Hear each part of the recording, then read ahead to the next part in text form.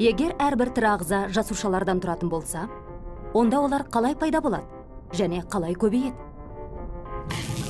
Жауабы оңай.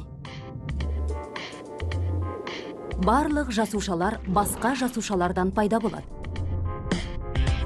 Жасушаның бөлінуінен жаңа жасушалар туындайды. Жасушалар оңайшылықпен екіге бөліне салмайды. Олардың бөлінуі ерекше кезеңдерден тұрады. Көптеген жасушаларда бұл процесс митоз деп аталады. Митоз нәтижесінде генетикалық тұрғыдан бір-бірінен аумайтын екі жасуша түзіледі. Бұл сіздің денеңізде секунд сайын мыңдаған мәрте қайталанады.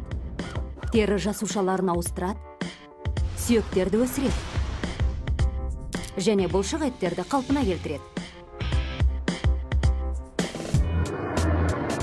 Жасушаның ядросындағы генетикалық материал тығыздалып, өрілген хромосомалар деп аталатын құрылымдарға ұйымдастырылған. Олар микроскоппен қарағанда ядроның ішіндегі X тәріздес таяқша болып көрінеді.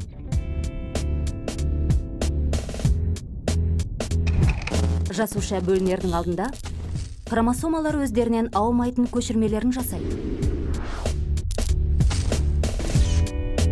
Ядроның айналасындағы жарғақша ыдырап, хромосомалар жасушаның орталығына шоғырланады. Сәйкес көшірмелер жасушаның қарама-қарсы жағына қарай бір-бірінен бөлектенеді.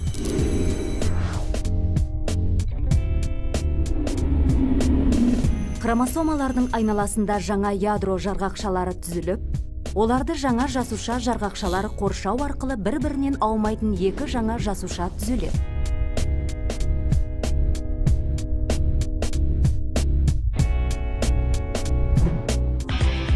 Бұл процесс көп жасушалардың өсуі мен қалпына келуін қамтамасыз ету мақсатында әрқашан қайталанып отырады. Бұл негізгі процесс барлық жануарлар мен өсімдіктерде жүреді. Тек жасушаның бір түрі ғана басқа процесс арқылы көбейеді. Ол жыныс жасушалары.